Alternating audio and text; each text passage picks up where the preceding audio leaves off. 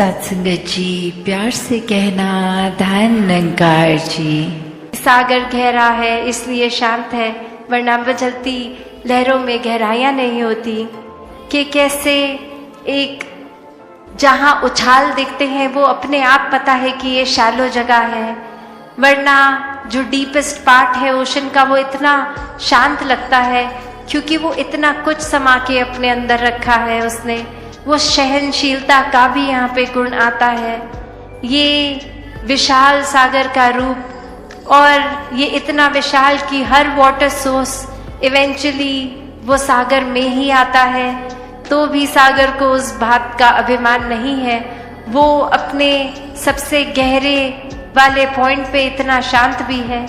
और जैसे जैसे जमीन उठती है वो रेत आने लगती है, वहाँ वो वेव्स कितनी प्रोमिनेंट दिखती हैं। उस जगह पे उछाल भी है, एक रूप उसका इस तरह कि एक उछल रही है, मचल रही है, एक बेचैनी का भाव, वहाँ स्थिरता नहीं है, वहाँ विशालता भी नहीं है। तो बात वही कि इंसान भी आजकल इस तरह ही भाव रखते हैं कि अपने कर्मों में या अपने अंदर की विशालता पे तो जोर नहीं दे रहे हैं कि हम कैसे अपने अंदर इंट्रोस्पेक्ट करें, अपनी सोच का विस्तार करें, अपने कैरेक्टर बिल्डिंग का विस्तार करें।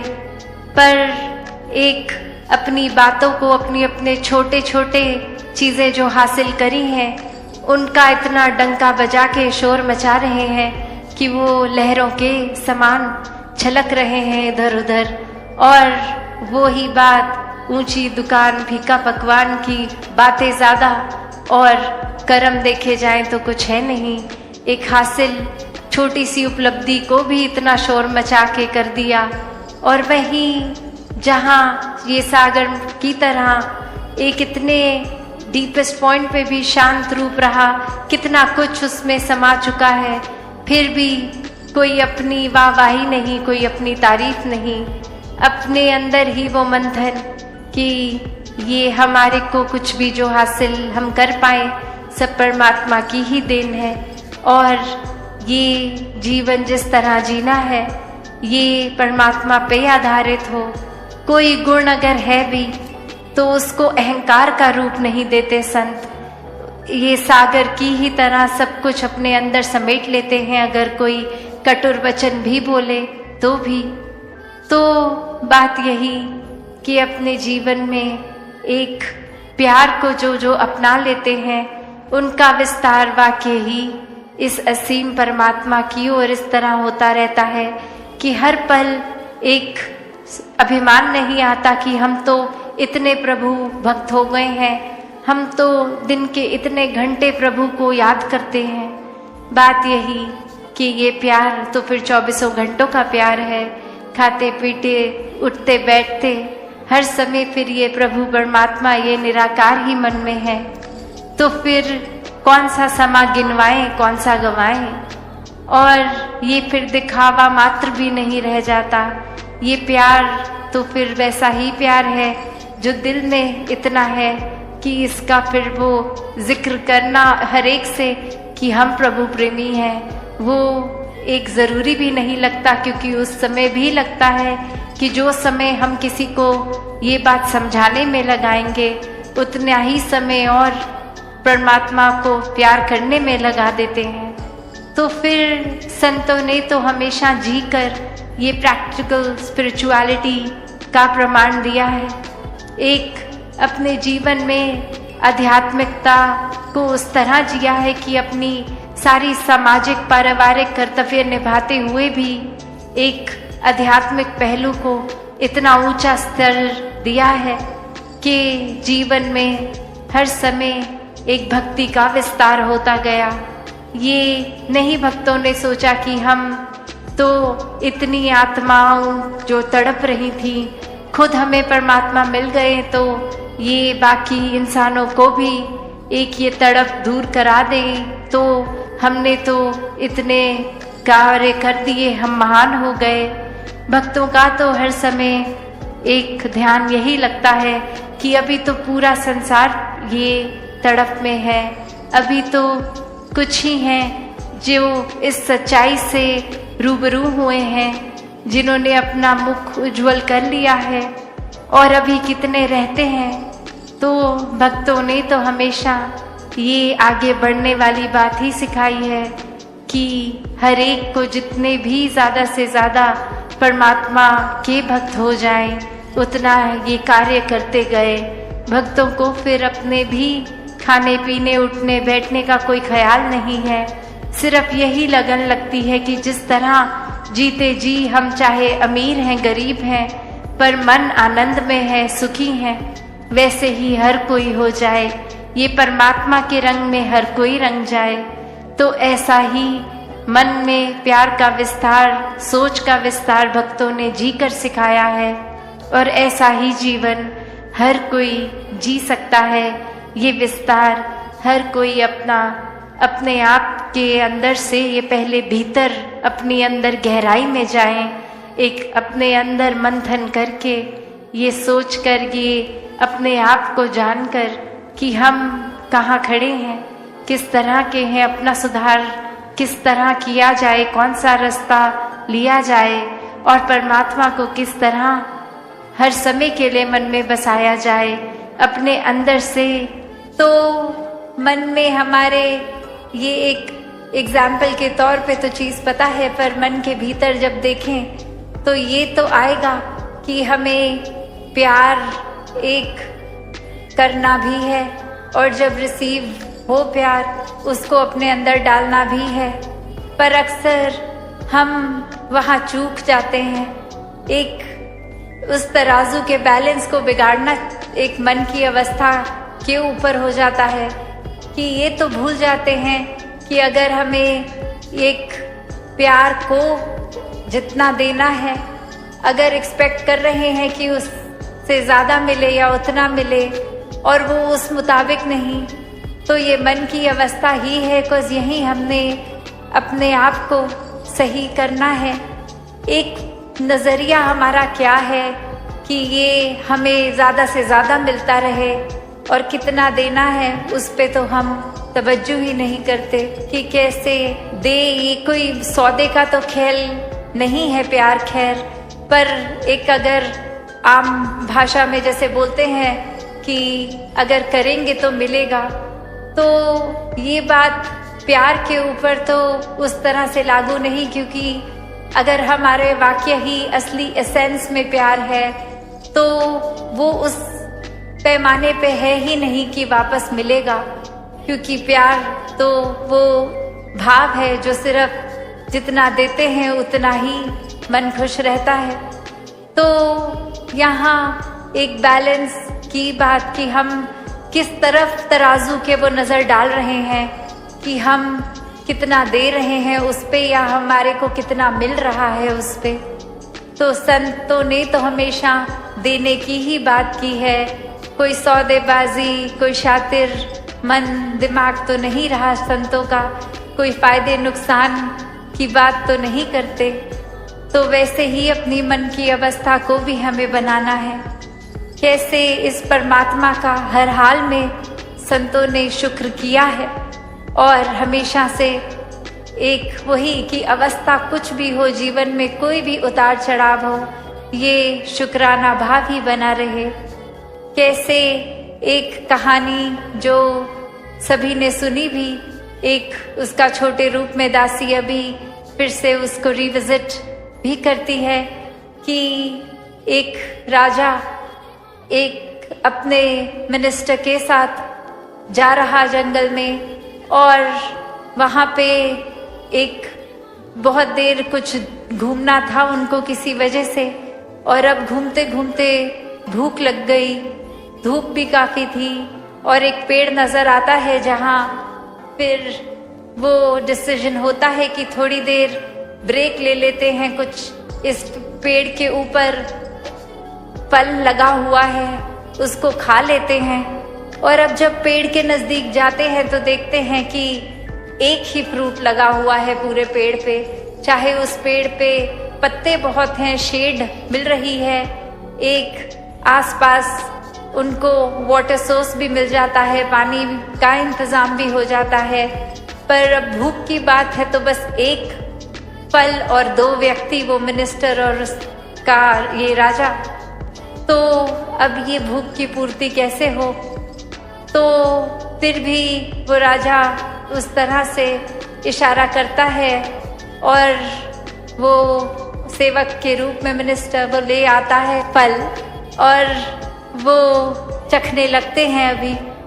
और ये राजे की नज़र में क्या आ रहा है कि उसने तो, साथ वाले व्यक्ति ने, इस मिनिस्टर ने तो पूरा ही फल चख लिया, ऑलमोस्ट बस खत्म होने ही वाला था। तो राजा की भूख बहुत थी और कुछ बचा नहीं था, तो एक इंस्टिंक्टिवली उसने वो फ्रूट खींच ही लिया हाथ से कि कुछ तो दे दो मुझे भी। और अब जैसे ही चख मारा और वो बाइट में वो फ्रूट इतना कड़वा, इतना खट्टा कि एक अचानक रिफ्लेक्स में वो स्पिट आउट कर दिया, वो थूक दिया गया। और वो एक सवाल नेचुरल कि ये इतनी सारी क्वांटिटी आपने अपने अंदर खा ली इस फ्रूट की, पर ये तो एक बाइट में ही नहीं अंदर जा पा रही। तो ये आपने उस समय कुछ ना शक्ल पे आने दिया, ना आपने ऐसा कुछ रिएक्ट किया। तो वहीं वो सेवक रूप उसका वो एक बात रखता है कि राजा, आपने मुझे सब कुछ दिया है और अगर आपने अभी सिर्फ एक हुक्म ही किया कि वो फल को तोड़ो, तो पहले तो मेरे मन में आया कि मैं एक उसको फर्स्ट बाइट मार के देख लूं कि अंदर से वो ठीक है और वो मीठा होना चाहिए और मैं आपके आगे पेश कर देता। पर मारते ही चक वो पता लग गया कड़वा है। तो मैंने खुद ही सोचा कि खाऊं, आप तक ये आए ना, ताकि आपके मुंह का स्वाद ना बिगड़े। तो फिर राजा का वो सवाल कि चलो अगर तुमने ऐसे किया भी तो भी, या फिर डायरेक्टली भी बोल सकते थे तुम्हें पूरा खाने की ज़रूरत नहीं थी, तुम भी ना खाते, बोल देते कि ये ठीक नहीं है।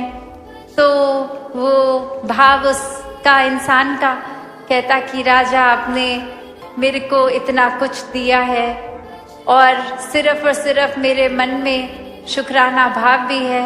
ये फल तो मैंने देखा तक नहीं था, आप ही की नज़र पड़ी और आप ही का हुक्म था और मैंने जैसे ही वो चखा, वो तब तक तो भाव स्वाद के ऊपर आधारित था, जब तक था कि एक ये पता लग जाए तो आपके आगे ही पेश करूं। पर जैसे ही लगा कि वो आपके लायक नहीं है उसका टेस्ट, फिर मैंने अपने मन से भी ये एक खट्टा कड़वा मीठा छोड़ दिया और खुद ही खाया, क्योंकि ये शुक्राना भाव है कि जिस राजे ने मुझे सब कुछ दिया है, आज उसके एक बार बोलने पे मैं अपनी ही दिमाग को लगाता रहूं कि ये कहा गया है कि खाना है और उसमें मैं नुक्स निकाल दूं, ये शिकवे करने लग जाऊं, तो फिर ये बात मैं कहाँ खड़ा हूँ जिसने सब कुछ दिया, उसी के आगे कंप्लेन करने लग जाऊं तो वो ठीक नहीं है। तो यह जहाँ एक इंसान का दूसरे इंसान के प्रति ही थैंकफुलनेस इतनी एक्सट्रीम लेवल की अगर हम इस एग्जाम्पल में, स्टोरी में देख रहे हैं, तो जहाँ इस निराकार की बात आती है, यहाँ तो कोई हिसाब ही नहीं है। एक एक श्वास भी परमात्मा की ही देन, और परमात्मा ने जहाँ जब इंसानों को भेजा और जब ये श्वासें बंद करनी है, सब परमात्मा की ही रजा। तो इतनी इस जीवन के दौरान हर पल में कितना कुछ मिल रहा है। बेशक बीच में कभी किसी एपिसोड को हम अपने मुताबिक एक डिस्टर्बेंस की तरह देखते हैं, अनप्लेजेंट एक्सपीरियंस देखते हैं, पर ये निराकार ऐसा किसी को कुछ नहीं दे रहा जो उसके हित के लिए ना हो। तो नज़रिया यहाँ अपना ही बदलना है कि ये हमेशा कंप्लेंट्स करना नहीं, ये थैंकफुलनेस लानी है। अभी एक थैंक्स गिविंग डे की भी बात आती है, जैसे कि पूरे साल में अभी हम उसका एक तरीका कि ये मन में निराकार के प्रति एक शुक्राना भाव, तो क्यों ना हर दिन ऐसे ही मनाया जाए कि ये शिकवे, ये कितनी चीज़ें जो हमारे मुताबिक नहीं, हमें पसंद नहीं, ऐसा कुछ हो रहा है तो वो शिकवे करने की बजाय शुक्राना किया जाए।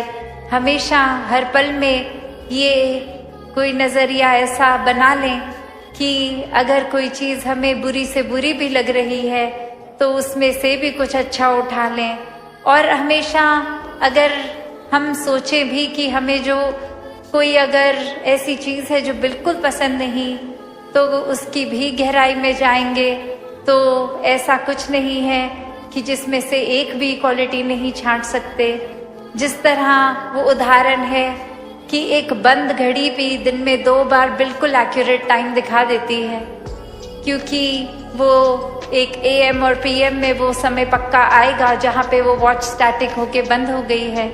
तो एक कोई भी चीज़ चाहे कितनी भी बुरी हो उसमें अच्छाई ज़रूर रहेगी।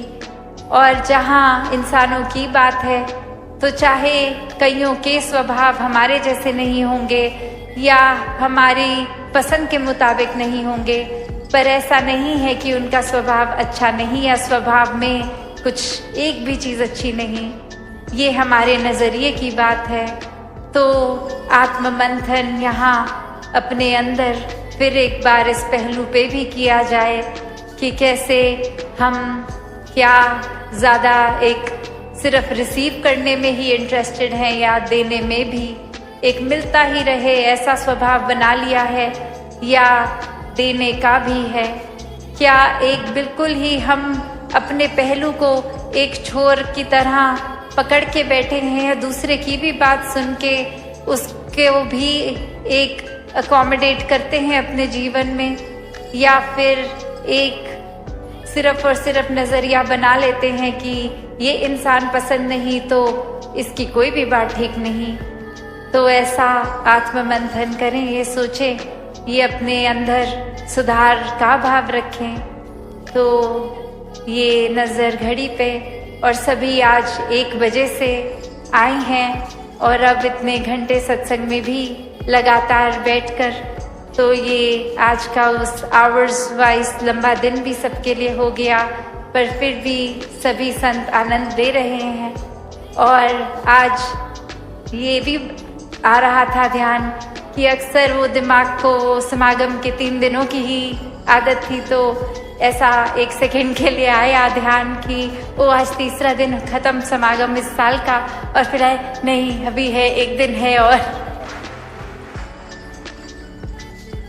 तो वो चाहे किसी न किसी कारण से कितने महापुरुषों की वो चाहे वर्क कमिटमेंट्स हों, बच्चों के स्कूल हों, तो शायद चाहे वो कल का दिन भी पर कुछ अटेंड अगर नहीं कर पाएंगे या फिर किसी वजह से नहीं आ पाए अपने घरों से, तो वो भी सेवा भाव है, वो भी रिस्पॉन्सिबिलिटीज़ हैं। तो सभी का समागम ये एक भाव से ही है, तो चाहे पहुंच पाए या नहीं या बीच में से जाना पड़ा, सभी का समागम मुबारक है। और दासी आज ये बात भी साझा करना चाहेगी कि ये दासी की जो एब्सेंस रही 5 महीनों की आप संगत से फिजिकली दूर, तो ये एक स्वास्थ्य रूप की अरदास हर किसी की एक कभी ना कभी किसी तरह से पहुंचती थी। तो जब निराकार है और निराकार ऐसा कुछ नहीं करेगा जो हमारे लिए उचित ना हो, तो एक बुरी सी बुरी चीज़ भी जो 1 मिनट पहले हमारे अकॉर्डिंगली थी, वही मन शांत हो जाता है। वही एक ये भाव आ जाते हैं कि ये अगर कोई चीज़ है तो इसमें से हमने सीखना क्या है, ये सिर्फ कुछ सिखाने के लिए ही आई है, और वो चीज़ सीख लिया जाए। कैसे अपने मन में हम धीरे धीरे इस तरह छोटी छोटी चीज़ों से ही पवित्रता डालनी शुरू कर सकते हैं। ज़रूरी नहीं कि अगर सड़क पे चल रहे हैं तो वो कचरा उठा के अपने हैंडबैग में, अपने बैकपैक में हमें डालना है। नहीं, वो कचरा उठा के डस्टबिन में भी डाला जा सकता है। वो अनवांटेड चीज़ एक अगर है हमारे पास, तो उसका हम क्या कर रहे हैं जीवन में, वो ज़रूरी है। उस चीज़ का ही आत्ममंथन करना है। जैसे हम जितना कुछ भी दिन में देख रहे हैं, सब कुछ तो हम नहीं एक अब्जॉर्ब करते। हमारा दिमाग उस तरह से चीज़ों को फिल्टर करता है कि जो प्रायोरिटी लगे वो दिन के एंड तक भी चीज़ याद रहती है। और कितनी चीज़ तो हमने चाहे दिन में अनेकों थॉट सोचे भी, अगर हम गिनती करने आए तो आधे से ज़्यादा तो कॉन्शियसली याद भी नहीं होंगे क्या क्या आज सोच लिया। तो बात वही कि क्या चीज़ को अपनानी है और कितनी देर के लिए अपनानी है। कुछ तो संत महात्मा किस पल में ऐसे अनमोल बात बोल देते हैं जो वाकई ही सुन के लगता है कि ये तो जीवन परिवर्तित करने वाली बात है, और वो वाकई ही बात जीवन भर के लिए टिक जाती है। और वहीं हम अक्सर कुछ ऐसी छोटी हल्की बात कि कुछ हम कह देते हैं या हमारे साथ घट जाती है अगर घटना, तो उसको चाहे वो लिटरली इनसिग्निफिकेंट होती है फिर भी। साथ संगत जी प्यार से कहना धन निरंकार जी। साथ संगत जी आशा करता हूँ निरंकार प्रभु की कृपा से आप सभी अच्छे होगे, स्वस्थ होगे, जहाँ भी होगे सेवा सत्संग सुमरन करते हुए अपना जीवन व्यतीत कर रहे होगे। साथ संगत जी आप जी के चरणों में बहुत ही सुंदर विचार जिसका विषय है कैसे गिरेगी धर्म के नाम की दीवारें, मानवता एकता और प्रेम की मिसाल। साथ संगत जी आशा है प्रवान करें और ध्यान से सुने। साथ संगत जी यह कहानी एक छोटे से कस्बे शांति नगर की है। जैसा नाम वैसा ही इसका माहौल भी था। कुछ साल पहले तक साथ संगत जी इस कस्बे में हिंदू, मुस्लिम, सिख और ईसाई सभी धर्मों के लोग मिलजुल कर रहते थे। तीज, त्योहार, शादियाँ, सुख दुख सब कुछ साझा था। यहाँ के 4 दोस्त इस आपसी भाईचारे की मिसाल थे। साथ संगत जी अर्जुन, रहमान, हरप्रीत और पीटर। अर्जुन एक पंडित का बेटा, पूजा पाठ में विश्वास रखने वाला मगर दिल से उदार था। रहमान खान नमाजी मुस्लिम परिवार से, ईमानदार और मजेदार स्वभाव का लड़का था। साथ संगत जी हरप्रीत सिंह गुरुद्वारे में सेवा करता, हंसमुख और स्पष्ट वक्ता था। पीटर डिसूजा चर्च में गायन करता था, सबका चहेता बड़ा भावुक था। साथ संगत जी चारों बचपन से साथ पढ़े, साथ खेले और जीवन की हर चुनौती को साथ पार किया। साथ संगत जी कस्बे के लोग इन्हें चारों धर्म का संगम कहते थे, लेकिन सब कुछ हमेशा के लिए एक जैसा नहीं रहता। कुछ बाहरी राजनीतिक तत्वों ने धीरे धीरे गांव में धर्म के नाम पर जहल घोलना शुरू कर दिया। साथ संगत जी कुछ जगहों पर झगड़े करवाए गए, अफवाहें फैलाई गई। मंदिर में अपवित्रता, मस्जिद में गाली, गुरुद्वारे में अपमान, चर्च के खिलाफ बात। गांव के लोगों में धीरे धीरे शक और दूरी पनपने लगी। साथ संगत जी पहले जो त्योहार मिलजुल कर मनाए जाते थे अब उनमें दीवारें उठने लगी थी। चारों दोस्त भी इससे अछूत नहीं रहे। साथ संगत जी एक दिन की बात है, अर्जुन और रहमान की गलती से आपस में कहा सुनी हो गई। मुद्दा छोटा सा, मंदिर के पास लाउड स्पीकर को नमाज के वक्त भी आवाज़ को लेकर बात बढ़ गई। साथ संगत जी और यह बात दोनों के घर तक पहुंच गई। अगली ही सुबह पीटर को चर्च के बाहर किसी ने धमकी दे दी कि अपने धर्म तक रहो। हरप्रीत जो अब तक सबको समझता था खुद एक दिन बोले, पता नहीं अब किस पर भरोसा करे, शायद अपनों से ही खतरा है। साथ संगत जी अब वे दोस्त जो एक समय रोटी बांटते थे अब एक दूसरे से नज़र चुराने लगे थे। गांव 2 हिस्सों में नहीं 4 दीवारों में बट गया था। साथ संगत जी अर्जुन अब अपने पंडित पिता से पूछता, क्या धर्म हमें अलग करने के लिए है? पिताजी रहमान बुरा नहीं है, मगर अब वो अलग क्यों लगने लगा। रहमान की माँ उससे कहती कि हम तो अल्लाह को मानते हैं, किसी को नुकसान पहुंचाने का तो सोचना भी गुनाह है। लेकिन साथ संगत जी लोग हमें सबकी नज़र से क्यों देख रहे हैं? हरप्रीत जो पहले मजाक में कहता था अब सब एक है, हम खुद गुमसुम हो गया था।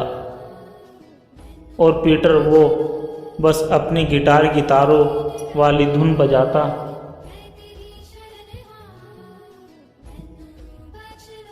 Love the neighbour as the self. कस्बा अब शांति नगर नहीं रहा, यह शंका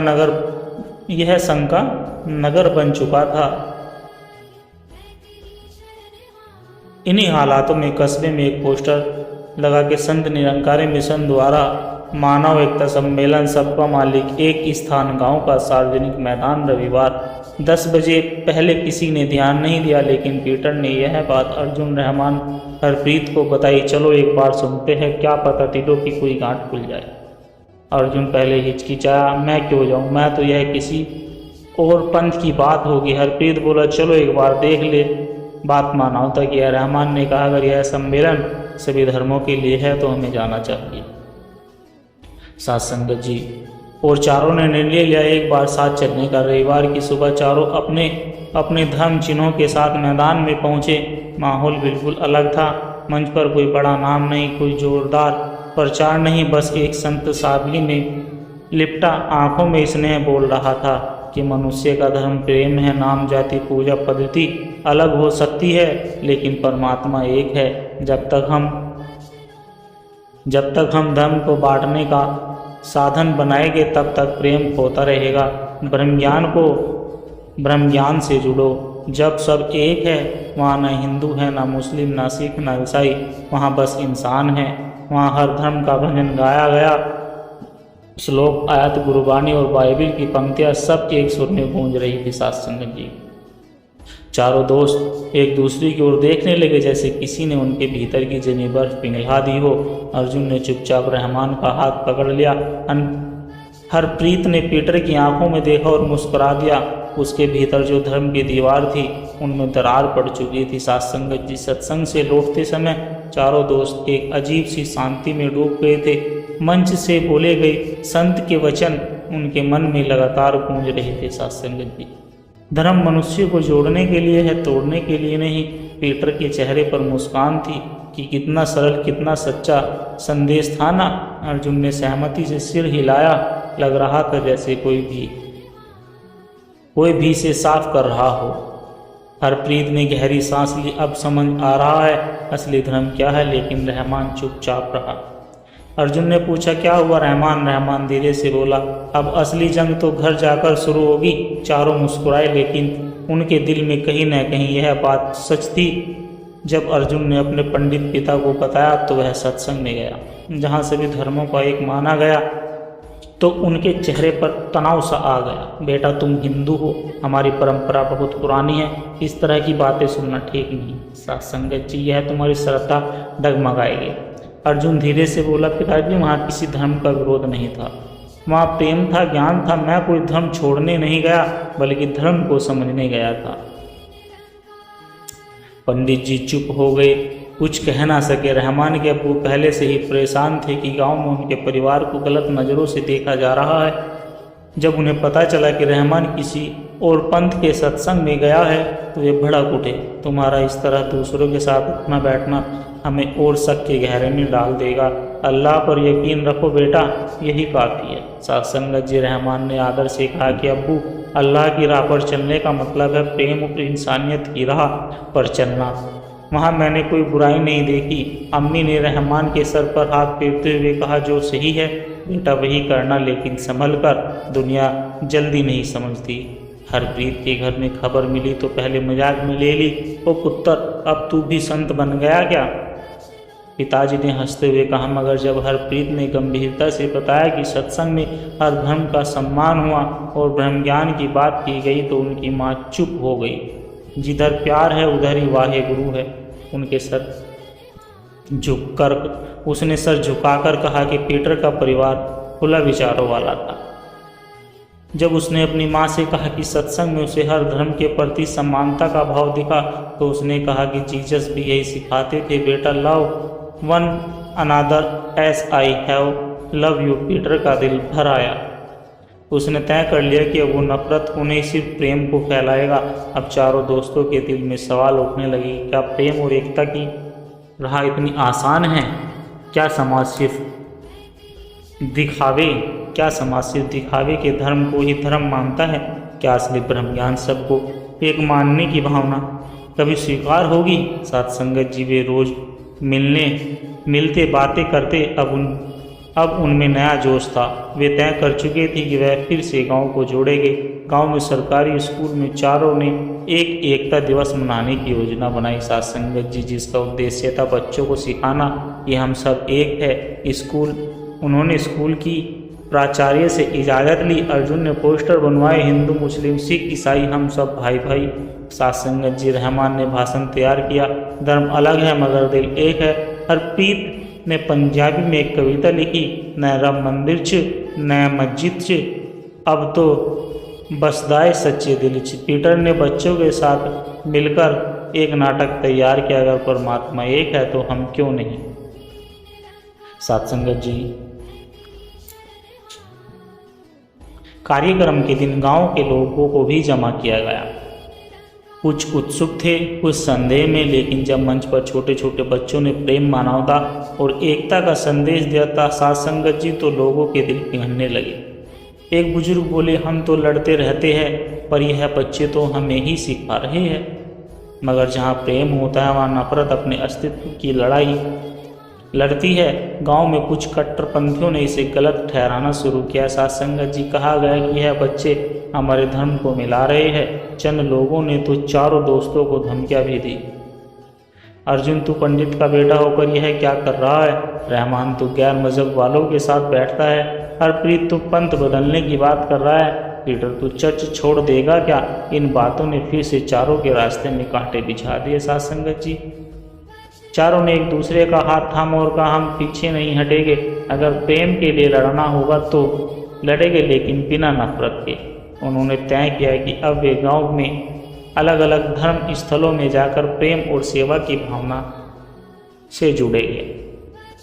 साथ संगत जी, अर्जुन रहमान ने एक साथ मंदिर गए और नमाज के बाद जमीन पर बैठकर पानी बांटा। रहमान पीटर के साथ चर्च गया और प्रार्थना में हाथ जोड़े। हरप्रीत अर्जुन के साथ मंदिर में आरती में शामिल हुआ। पीटर हरप्रीत के साथ गुरुद्वारे में लंगर सेवा में जुटा। इन दृश्यों को देखकर गांव के लोग चौंक गए। साथ संगत जी, लेकिन धीरे धीरे शक की जगह सवाल उठने लगे कि क्या वाकई धर्म हमें अलग करता है? क्या ये बच्चे गलत है या हम ही अब तक गलत समझते आए हैं? अब गांव में बात होने लगी साथ संगत जी की शायद हम भी इनसे कुछ सीख सकते हैं। इन बच्चों ने फिर से पुरानी शांति की हवा ला दी। कस्बे में एक बुजुर्ग मौलवी साहब बोले, मुझे इन चारों में खुदा नजर आता है, जो जोड़ता है वही सच्चा है। चारों दोस्तों की कोशिश ने गांव में एक नई हलचल पैदा कर दी। साथ संगत जी, जहां एक और कुछ लोग उन्हें धर्म विरोधी समझकर आलोचना कर रहे थे, वहीं दूसरी ओर बहुत से लोग उनके साहस और सच्चे प्रयासों से प्रभावित हो रहे थे।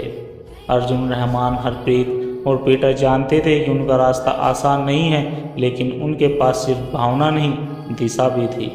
और वो दिशा थी ब्रह्म ज्ञान और निरंकारी विचारों की राह। निरंकारी विचारों की राह। साथ संगत जी, इस बार कस्बे में फिर से निरंकारी सत्संग का आयोजन हुआ। मानवता की दीप जलाओ विषय पर चारों ने तय किया कि इस बार वे केवल श्रोता नहीं सेवक बनेंगे। वे मंच की व्यवस्था, पंडाल की सफाई और पानी के वितरण जैसी सेवाओं में जुट गए। वहाँ की सादगी, शांति और सभी धर्मों के प्रति सम्मान ने उन्हें भीतर तक छू लिया। वहाँ कोई भेदभाव नहीं था, ना कोई पगड़ी से पहचाना जा रहा था, न टोपी से, न तिलक से, न क्रोध से। सबके सर पर सिर्फ एक ही छाया थी, सतगुरु का प्रेम। साथ संगत जी, सत्संग में जैसे ही संत मंच पर आए, सब शांत हो गए। उनकी आंखों में प्रेम था, शब्दों में सच्चाई और हाव भाव में अपनापन था। उन्होंने कहा, जब तक हम केवल शरीर, नाम, जाति, धर्म के खोल में बंद रहेंगे, तब तक हम असली आत्मा को नहीं जान पाएंगे। ब्रह्म ज्ञान वो चाबी है साथ संगत जी, जो हमें खुद को और परमात्मा को एक साथ देखने की दृष्टि देती है। चारों मित्र एकटक सुन रहे थे। फिर उन्होंने एक गहन बात कही, धर्म हमें पहचान देता है लेकिन अहंकार ले लेता है। सब ब्रह्म ज्ञान हमें पहचान से ऊपर उठाकर इंसान से इंसान बनाता है। सभा में उपस्थित सभी जन मंत्र मुक्त हो गए। साथ संगत जी, सभा के अंत में सतगुरु ने इच्छुक लोगों को ब्रह्म ज्ञान देने की घोषणा की। चारों मित्र सामने गए। संत ने उन्हें प्रेम से देखा और कहा, तुम उस परमात्मा को देखना चाहते हो जो सब में एक है? चारों ने एक स्वर में कहा, जी हाँ। फिर संत ने सिमरन सिखाया और कहा, अपने भीतर झांको, जो तुम्हें देख रहा है वही ब्रह्म है, वही तुम्हारे मित्र में भी है। शत्रु में भी, मंदिर में भी, मस्जिद में भी, गुरुद्वारे में भी, चर्च में भी। सात्संगत जी एक क्षण में जैसे सारी धुंध छटकाई। चारों को एहसास हुआ हम जो खोज रहे थे वह बाहर नहीं भीतर था। उनकी आंखों से खुशी के आंसू बह निकले, आभार, प्रेम और शांति के आंसू। सात्संगत जी सतगुरु ने कहा, अब जब तुम जान गए हो कि सब में ही परमात्मा है तो अब कोई पराया नहीं, कोई छोटा बड़ा नहीं। अब तुम्हारा धर्म सेवा, प्रेम और एकता है। चारों मित्रों ने प्रण किया कि हम जात पात नहीं मानेंगे, धर्म को दोष का कारण नहीं बनने देंगे, हर जरूरतमंद की मदद करेंगे और ब्रह्म ज्ञान का संदेश दूसरों तक पहुंचाएंगे। सात्संगत जी अब इन चारों का जीवन बदल चुका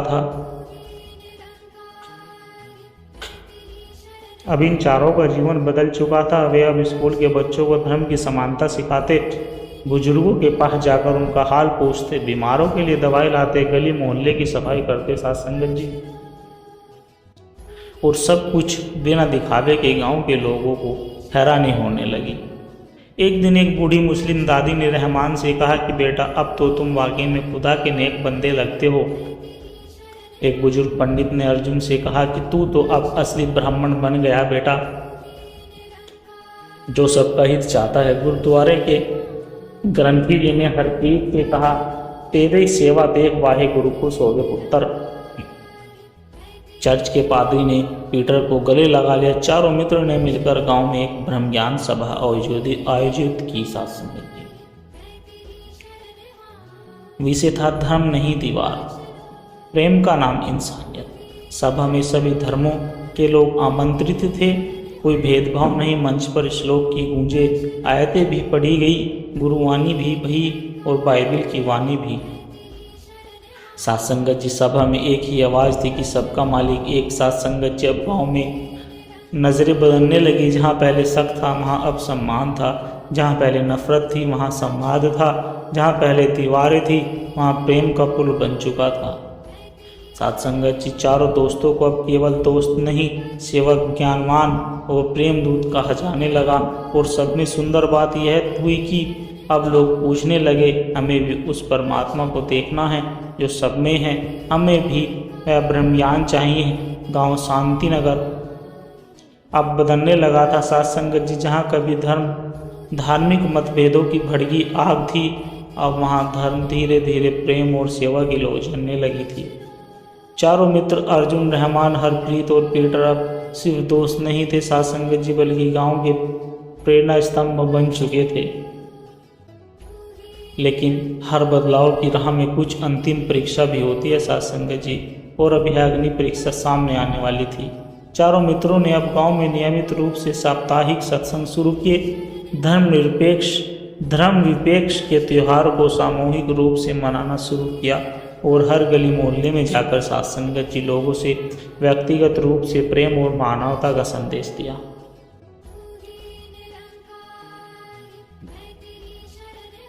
एक दिन रहमान हरप्रीत के साथ मंदिर गया सात्संगत जी। वहाँ उन्होंने पंडित जी के साथ मिलकर प्रसाद बांटा। पीटर चर्च में युवाओं के साथ बैठकर सबका मालिक एक ही बातें करता। अर्जुन मस्जिद के बाहर बुजुर्गों को पानी पिलाता। गुरुद्वारे में चारों ने मिलकर लंगर सेवा की। गांव के बच्चे इन्हें देखकर कहते कि देखो मम्मी, अर्जुन भैया मंदिर भी जाते हैं और मस्जिद भी। रहमान अंकल ने आज मुझे सेवक कहकर पुकारा। अब यह गांव धीरे धीरे शांति नगर से समानता नगर बनने लगा था सात्संगत जी। लेकिन जहां प्रेम उगता है वहां अहंकार आखिरी सांस तक लड़ता है। गांव के कुछ कट्टर सोच रखने वाले लोग अब भी अंदर ही अंदर चल रहे थे। वे कहते यह तो धर्म को मिलाकर नया पंथ बन रहा है, इनसे बच्चों का संस्कार बिगड़ जाएगा। सभी धर्मों को बराबर कह देना धर्म का अपमान है। इन्हीं में से एक व्यक्ति रघुनाथ त्रिपाठी वर्षों से गांव में धर्म गुरु की तरह माने जाते थे साथ संगत जी। उन्होंने इस बदलाव से अपने वर्चस्व खतरे में लगने लगा। उन्होंने कहा, उन्हें गांव में कुछ लोगों को इकट्ठा किया और कहा कि यह ब्रह्मज्ञान वगैरह सब दिखावा है, धर्म को मिलाने की यह कोशिश एक षड्यंत्र है, हम इसे फैलने नहीं देंगे। कुछ लोग उनके साथ सहमत हुए, लेकिन अधिकांश सब चुप थे। जब चारों मित्रों को यह पता चला तो वे विचलित नहीं हुए। अर्जुन ने कहा, हमें विरोधी से नहीं डरना, हमें सिर्फ अपनी नियत साफ रखनी है। साथ संगत जी, हरप्रीत ने कहा, बातें करने दो, जवाब हमारी सेवा देगी। रहमान ने कहा, साथ संगत जी, अगर अल्लाह को राजी रखना है तो सबका भला करना होगा। पीटर ने एक शांत गीत गाया कि love in not in speaking loud, effect found in silent happen hands. चारों ने मिलकर गांव के सभी धर्म गुरुओं को आमंत्रित किया। मंदिर के पंडित, मस्जिद के मौलवी, गुरुद्वारे के ग्रंथी और चर्च के पादरी, और एक सार्वजनिक एकता सम्मेलन रखा साथ संगत जी।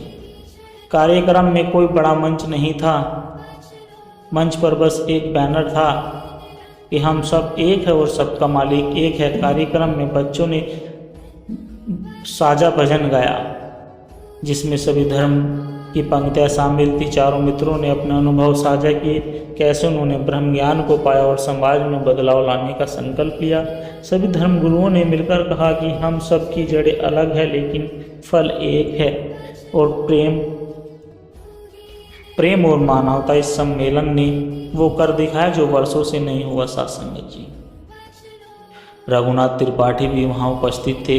पहले चुपचाप बैठे रहे, फिर अंत में उठे और मंच पर आए। त्रिपाठी जी ने माइक लिया और बोले, मैं इन चारों बच्चों का विरोध किया, लेकिन आज मैं स्वयं महसूस कर रहा हूँ कि मैं गलत था।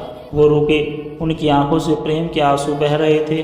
धर्म को बांटने का काम हमने किया, लेकिन यह बच्चे जोड़ने का काम कर रहे हैं।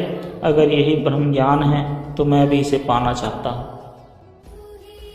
साथ संगत जी, सारा पंडाल तालियों से गूंज उठा। अब गांव में मंदिर, मस्जिद, गुरुद्वारा और चर्च सभी में सेवा के लिए साझे प्रयास होने लगे। त्योहार सामूहिक रूप से मनाए जाते। ईद पर सेवाइयाँ बांटी जाती, दिवाली पर दीप बांटे जाते, क्रिसमस पर केक साझा होते और गुरु पर्व पर लंगर लगाया जाता। साथ संगत जी, ब्रह्म ज्ञान के सत्संग में हर धर्म के लोग शामिल होते। गांव में अब एक परंपरा बन गई थी, हर रविवार को प्रेम का दिवस।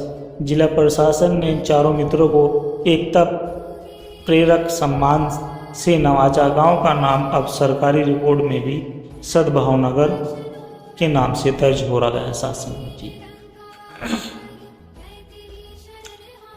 शांति नगर जो कभी धर्म के नाम पर बढ़ चुका था और अब एकता और प्रेम की मिसाल बन चुका था। अर्जुन, रहमान, हरप्रीत और पीटर की कोशिशों ने केवल गांव को नहीं बदला, बल्कि यह परिवर्तन एक लहर बन चुका था जो सीमाओं को पार कर रही थी। अब वक्त था इस प्रेम और ब्रह्म ज्ञान की मिसाल को गांव से बाहर ले जाने का। एक दिन साथ संगत जी, अर्जुन ने सत्संग में कहा कि धर्म हमें जोड़ने के लिए है, मगर हमने उसे दीवार बना लिया है। जब मैंने ब्रह्म ज्ञान पाया तब समझ आया कि असली मंदिर मेरे भीतर है। रहमान ने कहा, जब अल्लाह के नाम पर नफरत देखी तो रोया, मगर जब सब ने अल्लाह को देखा तो हंसा। अब मैं हर मानव में रब को देखता हूँ। हरप्रीत बोला, साथ संगत जी, वाहेगुरु वही है जो सबका है। जब हमने सेवा से दिल जोड़े तो धर्म की ज़रूरत नहीं रही, इंसानियत ही सबसे बड़ा धर्म लगने लगा। पीटर बोला, साथ संगत जी, जीसस कहते हैं लव योर एनिमीज। हमने सीखा कोई दुश्मन नहीं, सब उसके ही रूप है। सभा में हजारों लोग उपस्थित थे, कई लोगों की आंखें नम थी। कुछ युवा मंच के नीचे खड़े होकर कह रहे थे, हमें भी ऐसा बनना है। धीरे धीरे चारों मित्रों को विभिन्न जगहों से आमंत्रित मिलने लगे। साथ संगत जी, स्कूल में प्रेरक भाषण के लिए, कॉलेज में यूथ टॉक्स के लिए, धर्म गुरुओं के पैनल में संवाद हेतु, सत्संगों में ब्रह्म ज्ञान अनुभव बांटने के लिए। अब इनका मिशन था जहाँ मतभेद हो वहाँ संवाद ले जाए, जहाँ घृणा हो वहाँ प्रेम की बात करे, जहाँ अंधकार हो वहाँ ब्रह्म ज्ञान की ज्योति जलाए। साथ संगत जी उनकी बातों में विरोध नहीं था, बस समझ थी। उनकी आंखों में अहंकार नहीं, बस स्नेह था। उनके हाथों में प्रचार नहीं, सेवा थी। अब वर्षों बीत चुके थे, चारों मित्र अपने गांव लौटे। अब बालों में सफ़ेदी थी मगर आंखों में वही चमक। गांव अब संपूर्ण रूप से एकता का प्रतीक बन चुका था। साथ संगत जी बच्चे भी यह नहीं पूछते थे कि तुम कौन से धर्म के हो, बल्कि पूछते थे तुम कितनों की सेवा करते हो। साथ संगत जी अर्जुन ने मंदिर में सत्संग केंद्र शुरू किया, रहमान ने स्कूल में धर्म संवाद कक्षा की नींव रखी, हरप्रीत ने गुरुद्वारे में सेवा अभियान चलाया, पीटर ने संगति द्वारा ब्रह्म ज्ञान का प्रचार किया। गांव में एक दिन सर्वधर्म समागम आयोजित हुआ। चारों मित्र मंच पर साथ खड़े हुए। अर्जुन बोले, हमने धर्म नहीं बदला, हमने नजरिया बदला। रहमान बोला, हमने दाढ़ी टोपी तिलक और क्रोस नहीं छोड़ा, हमने दिलों की दीवारें गिराई। हरप्रीत बोला कि हमने कोई नया धर्म नहीं फैलाया, बस पुराने प्रेम को याद दिलाया। साथ संगत जी पीटर बोले, हमने किसी से विरोध नहीं किया, बस सब में मालिक को देखा। और फिर चारों ने एक स्वर में कहा कि सबका मालिक एक। सभा में कोई हिंदू नहीं था, कोई मुस्लिम नहीं था, कोई सिख नहीं था, साथ संगत जी कोई ईसाई नहीं था। वहाँ केवल इंसान थे और उनके बीच पुल बना था, प्रेम का पुल। यह कहानी केवल चार दोस्तों की नहीं साथ संगत जी, बल्कि हम सब की है जो धर्म के नाम पर बंटते हैं, जबकि परमात्मा हमें जोड़ने आया है। धर्मों के नाम पर दीवारें खड़ी करना आसान है, मगर प्रेम का पुल बनाना ही सच्चा धर्म है। संत निरंकारी मिशन यही सिखाता है कि ब्रह्म ज्ञान से जुड़ो, सब परमात्मा में देख रही है। साथ संगत और सेवा प्रेम का नम्रता से जीवन जियो। यह एक ऐसा संघर्ष है धर्म जो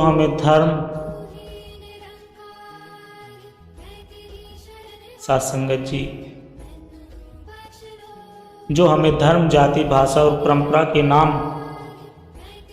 के नाम पर बांटता है। लेकिन इस कहानी में हमने देखा कि जब आंखों से नहीं दिल से देखा जाए तो हर इंसान में वही परमात्मा बसता है। साथ संगत जी चारों दोस्तों को जब सतगुरु के माध्यम से ब्रह्म ज्ञान की दृष्टि मिली, तब उन्हें समझ आया कि असली मंदिर गुरुद्वारा और चर्च हमारे भीतर है।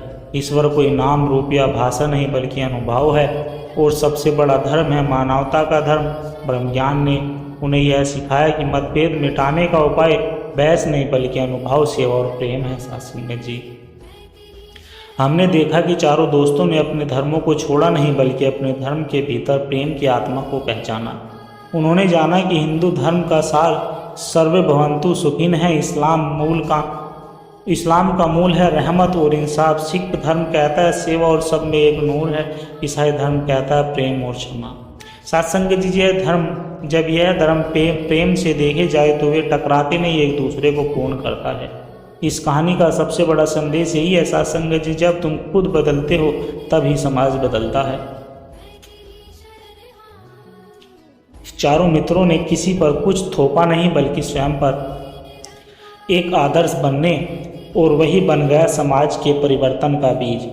उन्होंने दिखाया कि नफरत का जवाब नफरत नहीं, समझ और संवाद है। अंधविश्वास का इलाज हिंसा नहीं, ज्ञान और प्रेम है। साथ संगत जी और धर्म की रक्षा करने का सबसे सुंदर तरीका है धर्म को जोड़ना, ना कि तोड़ना। इस पूरी यात्रा में एक नाम बार बार आता, साथ संगत जी सतगुरु, उनका मार्गदर्शन है। संत निरंकारी मिशन की शिक्षा स्पष्ट है कि ब्रह्म ज्ञान से जुड़ो, सभी धर्मों का सम्मान करो, समानता, सेवा और सच्चाई को अपनाओ और प्रेम को जीवन का आधार बनाओ। यह मिशन किसी धर्म को मिटाता नहीं, बल्कि हर धर्म को उसकी सच्चाई पहचान दिलाता है। यदि हम इस कहानी से कुछ सीखना चाहे तो बस यही, हम सबको जोड़ने वाला एक ही पुल है। साथ संगत वो है प्रेम। वो प्रेम जो बिना भेदभाव के सबको अपनाए, वो प्रेम जो सतगुरु की दृष्टि से जन्म ले, और वो प्रेम जो सेवा, नर्मता और समर्पण में प्रकट हो। साथ संगत जी, आज जब दुनिया धर्म, जाति, रंग और राजनीति के नाम पर बटी हुई है, तो इस कहानी का हर पाठक प्रेम का पुल बनने का संकल्प ले सकता है। साथ संगत जी, मैं किसी एक धर्म से नहीं, मानवता से हूँ। मैं किसी एक मंदिर मस्जिद से नहीं, ब्रह्म के अनुभव से जुड़ा हूँ। मैं किसी मतभेद का हिस्सा नहीं, मैं प्रेम का पुल हूँ। साथ संगत जी, यदि यह कहानी आप संतों को पसंद आई है तो कृपया लाइक, शेयर और चैनल को सब्सक्राइब और कमेंट बॉक्स में धन निरंकार जी लिखना ना भूले। साथ संगत जी, और साथ ही साथ दास को भी आशीर्वाद देना ना भूले कि हर रोज दास आप जी के चरणों में ऐसे ही सुंदर सुंदर विचार लेकर आता रहूं, सुंदर सुंदर साखियाँ लेकर आता रहूं। साथ संगत जी, प्यार से कहिए धन निरंकार जी।